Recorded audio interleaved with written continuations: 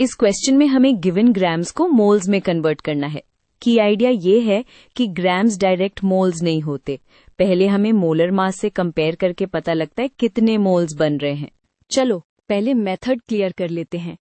Moles निकालने के लिए हम मास को मोलर मास से डिवाइड करते हैं, क्योंकि मोलर मास बताता है एक मोल का वेट कितना ग्राम्स होता है। डिवाइड करते ही यूनिट ग्राम्स कैंसिल हो जाता है और मोल्स मिल जाते हैं। फॉर्मूला को याद रखना इजी है, number of moles equals mass divided by molar mass. अब इसी को हर पार्ट में अप्लाई करेंगे। मास को मोलर मास से डिवाइड करना ही मेन स्टेप है। अब हर सब्सटेंस का मोलर मास चाहिए।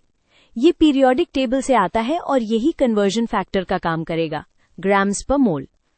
ऑक्सीजन गैस में 2 ऑक्सीजन एटम्स होते हैं, वाटर में 2 हाइड्रोजन और 1 ऑक्सीजन, और कार्बन डाइऑक्साइड में 1 कार्बन और 2 ऑक्सीजन। पार्ट ए में ऑक्सीजन गैस के 12 ग्राम्स दिए हैं, हमें मोल्स चाहिए, तो 12 को 32 से डिवाइड करेंगे।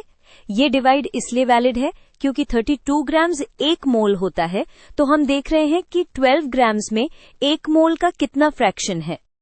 पार्ट बी में 20 ग्राम्स वाटर है। वाटर का मोलर मास 18 ग्राम्स पर मोल होता है, तो सेम आइडिया, ग्राम्स को ग्राम्स पर मोल से डिवाइड और रिजल्ट मोल्स में आ जाएगा। अप्रॉक्स वैल्यू लिखना बिल्कुल फाइन है। पार्ट सी में कार्बन डाइऑक्साइड के 22 ग्राम्स हैं। कार्बन डाइऑक्साइड का मोलार मास 44 ग्राम्स पर मोल है।